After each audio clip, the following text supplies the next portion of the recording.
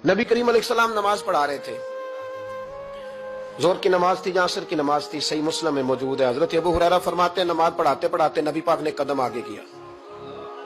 नमाज पढ़ाते पढ़ाते कदम आगे किया और यूं हाथ उठाया, फिर वापस कर लिया।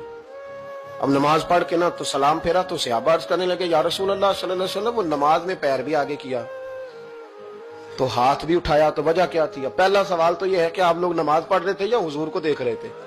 तो सहाबा तो पहले ही बताते हैं कि भाई हम तो पहली साफ में नमाज इसलिए पढ़ते थे कि नमाज भी होती रहती थी और चुपके चुपके महबूब की दीद भी होती रहती थी। हुजूर से पूछा, या रसूल अल्लाह, वो नमाज पढ़ते पढ़ते कदम आगे बढ़ाया आपने तो फिर पीछे कर लिया, क्या था? और हाथ उठाया तो फिर आपने नीचे कर लिया। तो नबी करीम फरमाने लगे, नमाज पढ़ाते पढ़ाते जब मैंने कहा ना समी अल्लाहु लिमन हमीदा, अचानक मेरी नजर उठी तो जन्नत में चली गई। नजर उठी तो जन्नत में, तेरे लिए 2-4 कदम अर्श बरी है।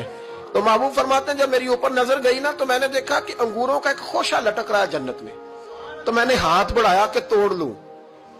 हुजूर खड़े हैं मस्जिद नबवी में और फरमाते हैं कि मैं यहां खड़े होकर हाथ ऊंचा करूं तो मेरा जन्नत तक पहुंच जाता है। फरमाया मेरा इरादा हुआ कि वो खोशा जन्नत का तोड़ लूं और जरा मैंने पैर आगे बढ़ाया ही था तो मेरे दिल में ख्याल आया कि जन्नत राज है तो राज ही रहनी चाहिए, ये राज खोल गया तो मजा नहीं आएगा।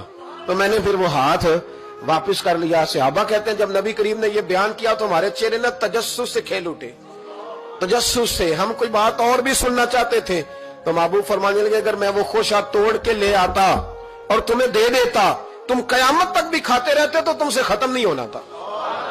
ये सही मुस्लिम की हदीस है। ओ भाई, मेरे रसूल करीम के वाक़या में राज पे शिकवा करना, कहना समझ में नहीं आती कैसे गए थे। तो तू जो चाहे तो हर शब हो मिसाले शब असरा, इसलिए कि तेरे लिए 2-4 कदम